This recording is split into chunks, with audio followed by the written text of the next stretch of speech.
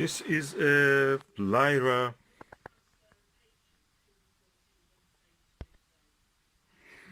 102 F11 long tube achromatic doublet refractor telescope. It comes in this beautiful wooden box.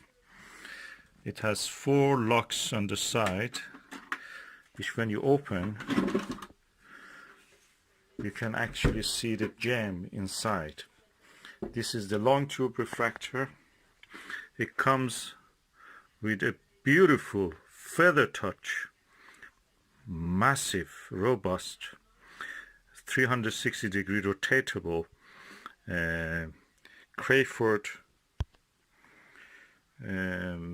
focuser, which has a 2-inch and 1.5-inch adapters. The rate of the turn is 1 to 11 or 1 to 10. So 1 turn of this, 10 turns of this smaller, finer feather touch. It has 2 tube rings and a Vixen style dovetail. Tube rings are CNC machined on the lathe, is not cast, and with this massive knobs to hold it together. The main feature of this dew shield is retractable. It can be turned. There's a screw on the other side, and that screw locks the dew shield in when it is retracted, and when you extend it, it again locks it in place. Perfect, because that makes the tube smaller when you want to store it during the storage. And it comes with this beautiful box. So this is a premium quality telescope refractor, perfect for astronomical observation. Contrary to what you may think, if you use and you may think that this is a narrow field telescope, definitely, of course, for planetary when you use the 1.25-inch focuser. But if you put a 2-inch focuser here, 2-inch adapter here, with an eyepiece and diagonal for 2-inch, it gives you 2.5 degrees of field of view maximum. Think about it, that's around 5 times the width of the moon. It practically can fit almost the visible width of the Andromeda galaxy, which is around 3 degrees. So that's perfect for also using as astrophotography tool. I've tested it under the sky with the planet Venus. Perfect. No chromatic aberration at all. Sharp stars, pinpoints, edge to edge. And really good quality. And the box is a bonus. You don't need a bag for this. You just store it like that. So I have done 2 of the latches, and I'm doing the other 2. Perfect. Lyra, beautiful telescope. And you can buy it also under the label of the telescope systems or telescope service. Really good box, really. 2 handles also, you can pick it and install it and carry it. And I use it with a Dobsonian mount, I will show you later. So not bad for a refractor which is f11. This is a Lyra 102 f11 refractor telescope. It has a dual speed focuser, Crayford focuser, and I've installed it on this Dobsonian mount. It's around 4 kilograms, so it can take easily. This Dobsonian can take up to 8. I'll put the Skywatcher Max at 150 piece Sky Max. That is around 8 kilograms with all the additional things attached to it. It has a very bright image. I can see easily. It's like, first of all, it is like a upper chromat. I don't see any color fringe or anything. I'm looking at the planet Venus, absolutely clear. And it shows the phase, although it is the planet is not behind some branches of tree, but it can resolve it into a phase that you can see. So very impressed. Yeah, of course the camera cannot show the real beauty of the what I can see. Yeah, of course the camera cannot show the real beauty of the now I'm using the Takashi MCLE 18mm eyepiece. The image quality is superb. Of course I'm using this Lyra Refractor 102. It's achromat, but the image quality is equal to achromat or semi-achromat ED ones. And I'm looking at the planet Venus. I can clearly see the phase of it. Then I can see the details. Can practically start to see details in that image. Now I'm using the Takashi 8mm, oh no, 12.5mm, 12.5mm. I can see the details on the crescent of the Venus. Camera cannot show it unfortunately, but it's visible there. And this is despite the fact that the Venus is shining through the branches of the tree, dense branches. I'll show you how it looks. That's what it is. And if you can see, the branches are there. If I move you see the branches are blocking the planet flicks. Yeah. And it passes. I'm just moving my hand around 20 centimeters and just affects that. The image quality with Lyra is so good. The stars are so bright with this. The tiniest stars, I could not see them in the 5-inch Skywatcher 120. Skywatcher Star Traveler 120. But with this one I can see it. It's just 4-inch. F11. An amazing piece of engineering. It's made in China. Beautiful. Better than the Unitron which was made in Japan. Technology, everything is transferred, you know, it's like a soul. It's like a wind. Can't go anywhere. Now the technology is in the Unitron is built in China. Look at this CNC machined. Lovely. Tube rings. 4-inch. And it's all here. This is a Skywatcher 60 by 30, I think, 6 by 30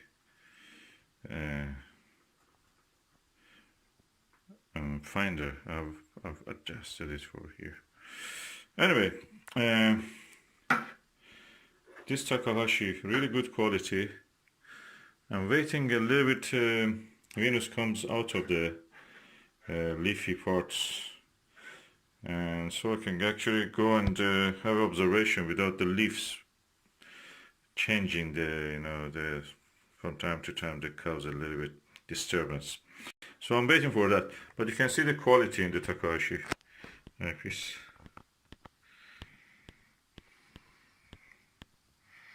Beautiful eyepieces.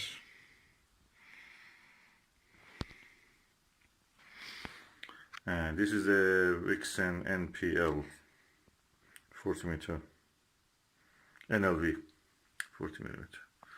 And this is the Alter Prism 2-inch diagonal prism. Really good for planetary work. So everything in this system that I have is perfect. Look at the size of these knobs. Dual adjustment knobs. So really good. I'm looking forward to the rest of the session when the planet Venus passes from the tree, so I can go and observe it. This is a Lyra 102 F11 telescope, refractor telescope. It has some features which I'd like to mention. First of all, this is a long tube telescope. It's a achromatic telescope, but because it has a long focal length, it's a doublet lens, of course, in front. Practically, it acts and works like a achromat, meaning that there is no color fringe or chromatic aberration, as we call it. The other feature of it is that beautiful, smooth feather touch Crayford dual speed focuser. That just on its own is a lot. That's probably costs around 150–60 pounds on its own.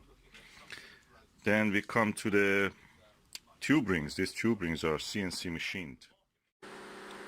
So they are not cast, they are CNC machined to precise measurement by a CNC lathe machine. And as you can see, the dust cap has a nice shape. You can just attach it and remove it easily, and it's twisty. You have to twist. There's a screw top. The dew shield retracts. You can bring it down to here, so practically the length of the tube will be reduced, and you can lock it in the position, either being the extended or retracted. I've installed it on this Dobsonian mount for a Skywatcher SkyMax flex tube 130p, which can take up to 8 kilogram, but this is only 4 kilogram with the alter prism diagonal that I've added, and the Skywatcher, I think 60 by 30 or 60 by 9, I think, yeah. Oh yeah, that's the 50 by 6 probably. I have to look at it. With this and the eyepiece and everything, it weighs around 5 kilograms. And as you can see, I've just put it on the table. I'm having my breakfast, looking at the moon. I finished another painting. It's during the coronavirus lockdown, so this is what we can do.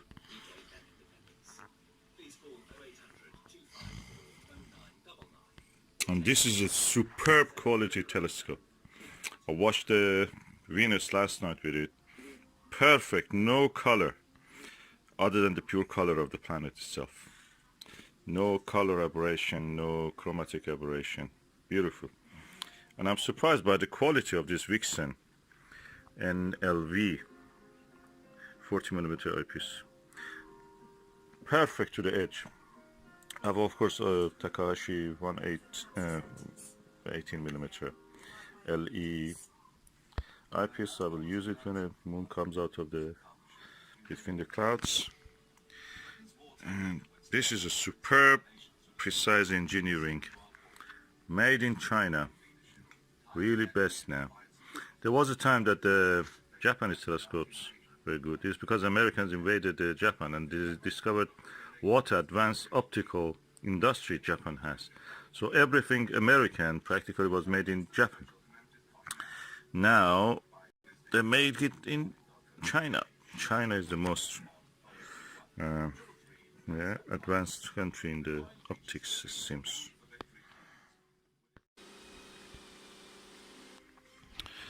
The movements of this telescope and this Dobsonian mount is so smooth. It's because the weight is right for this. It's butter smooth. Well, more now on lockdown. The next question of whether to wear face masks. We're joined by the Welsh Health Minister, Vaughan Gething. Thank you very much indeed for being with us. Perfect. What's your view on face masks? Well, at the moment we've got pretty clear evidence and advice from the 40 mayors across the UK. Okay, we loosen up this screw and then the dust cap, the dew shield will come down. Let us go and have a look in the mirror and the lens. 102mm of achromatic doublet lens.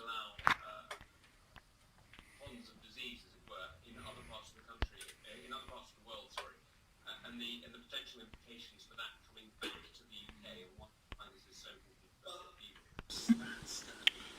And that's the lens cap.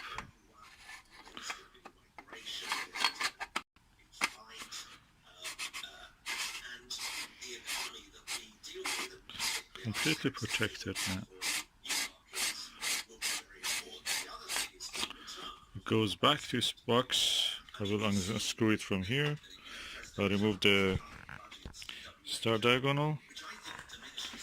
And that's it. That's what will be done. We get ready to do some more painting here in the coronavirus lockdown.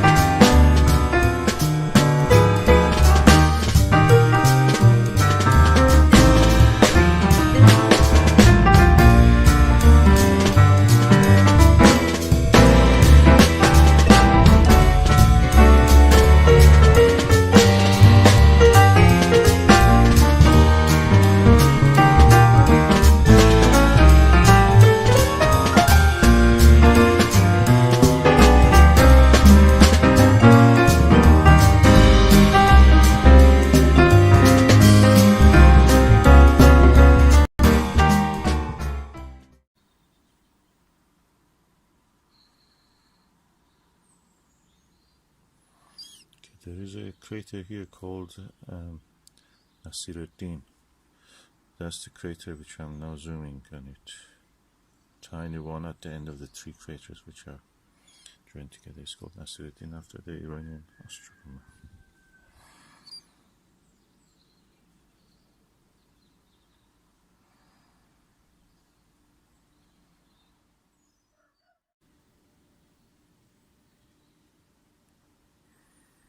What you can see there in the center is the Copernicus crater. To the right of it is the Kepler crater. And the dot, tiny dot to the right of that Kepler, near the edge of the white area, where the down to it a little lower is a black dot, that's Grimaldi. That tiny white dot is the magnetic anomaly called Rainer Gamma, or Rainer Gamma. As you can see, the thin layer of cloud exists in the sky. Is moving. It's mist practically. And yeah, the Italy shaped area to the top is the Jura Mountains, and you can see a tiny dot also in the Jura Mountains called Plato, actually, crater Plato, the philosopher.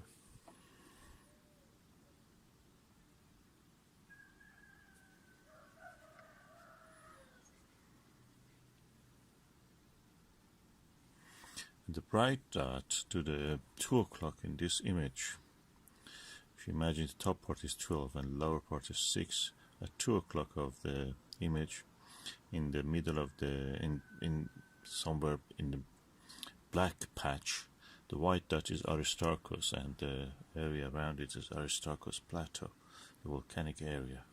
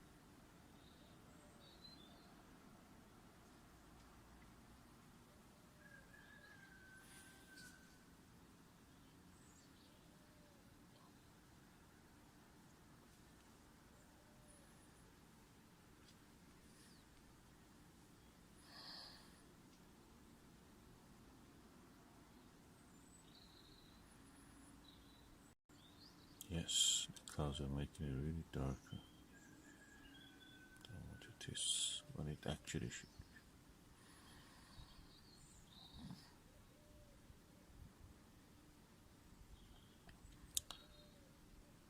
be. Yeah, and the circular feature, black circular feature on the top at 12 o'clock is the big black circle, is the Mare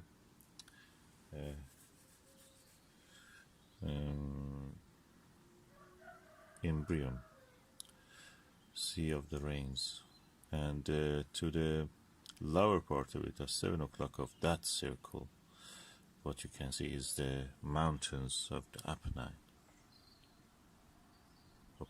Apennine.